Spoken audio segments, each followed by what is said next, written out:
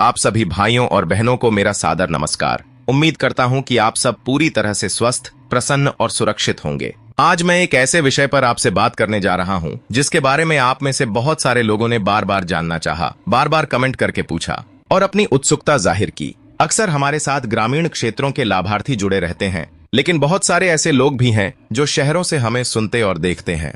वो यह जानना चाहते हैं कि प्रधानमंत्री आवास योजना का जो शहरी संस्करण है वह आखिरकार है क्या, कैसे काम करता है, किसे लाभ मिल सकता है और इसमें आवेदन की प्रक्रिया क्या है।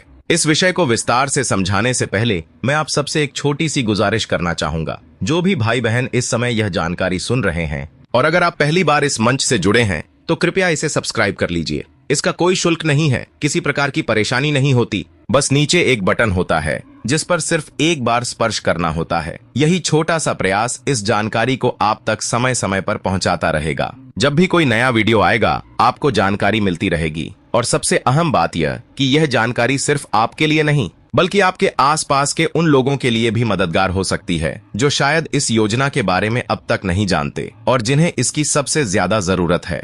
प्रधानमंत्री आवास योजना का शहरी स्वरूप ग्रामीण योजना से थोड़ा भिन्न है, क्योंकि शहरों की परिस्थितियां ग्रामीण इलाकों से कहीं अधिक विविध, जटिल और मिश्रित होती हैं। शहरों में कोई झोपड़पट्टी में रहता है, कोई किराए के छोटे कमरे में, कोई आधे अधूरे मकान में तो कोई बिल्कुल खुले में। इसी विविधता को ध्यान में रखते हुए शहरी आवास योजना को 4 प्रमुख भागों में विभाजित किया गया है। इन हिस्सों का निर्धारण लाभार्थियों की वार्षिक आय और उनके निवास की स्थिति के आधार पर किया गया है। यानी जो लोग आर्थिक रूप से सबसे कमजोर हैं, जिनकी सालाना आमदनी 3 लाख रुपए से कम है, उन्हें आर्थिक रूप से कमजोर वर्ग में रखा गया है। इसी तरह 3 लाख से 6 लाख, 6 लाख से 9 लाख और 9 लाख से 12 लाख तक की आमदनी वालों को निम्न तथा मध्यम आय वर्गों में शामिल किया गया है। अब बात करते हैं उन लोगों की जिन्हें सबसे ज्यादा जरूरत होती है एक पक्के और सुरक्षित छत की, जो आर्थिक रूप से कमजोर वर्ग में आते हैं, जिनकी सालाना आमदनी 3 लाख रुपए से कम होती है। उनके लिए यह योजना एक उम्मीद की किरण लेकर आती है। ऐसे बहुत सारे लोग होते हैं जो अपने परिवार के लिए छोटी सी जमीन तो कहीं न कहीं जुटा लेते हैं, लेकिन वहां मकान बनवाने की क्षमता उनके पास नहीं होती।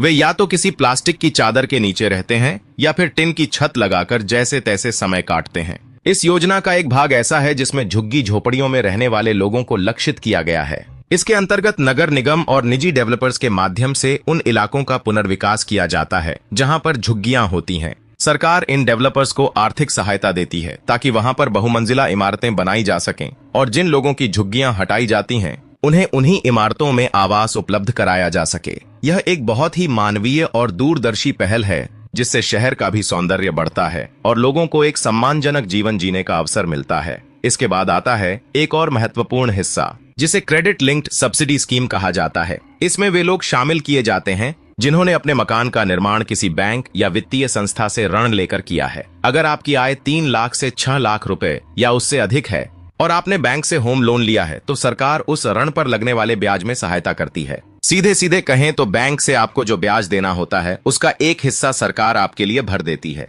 इससे आपका आर्थिक बोझ कम होता है और आप बिना ज्यादा चिंता किए अपना घर बना सकते हैं। एक अन्य पहल है जिसे अफोर्डेबल हाउसिंग पार्टनरशिप के नाम से जाना जाता है। इसमें सरकारी जमीन पर निजी डेवलपर्स के माध्यम से मकान बनाए जाते हैं और फिर उन मकानों को लाभार्थियों को सौंपा जाता है। सरकार इसमें भी डेवलपर्स को आर्थिक सहायता देती है ताकि मकान की लागत कम रखी जा सके और गरीब व्यक्ति भी उसे खरीदने में सक्षम हो सके। अब बात करते हैं सबसे बड़े और व्यापक हिस्से की, जो वास्तव में अधिकतर लाभार्थियों से जुड़ा होता है। इसे लाभार्थी आधारित व्यक्तिगत निर्माण कहा जाता है। अगर आपके पास खुद की जमीन है लेकिन घर नहीं है या फिर मकान अधूरा है या बहुत जर्जर हालत में है तो आप इस योजना के अंतर्गत सीधे लाभ पा सकते हैं।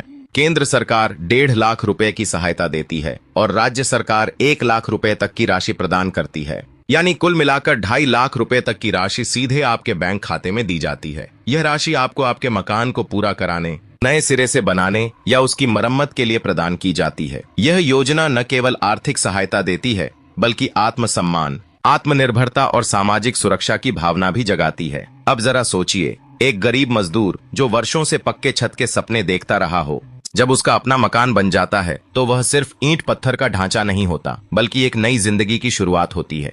अगर आप इनमें से किसी भी श्रेणी में आते हैं तो आपके पास इस योजना का लाभ उठाने का सुनहरा अवसर है। इसके लिए आप अपने नजदीकी जन सुविधा केंद्र पर जाकर आवेदन कर सकते हैं या फिर प्रधानमंत्री आवास योजना की आधिकारिक वेबसाइट पर जाकर आवेदन कर सकते हैं।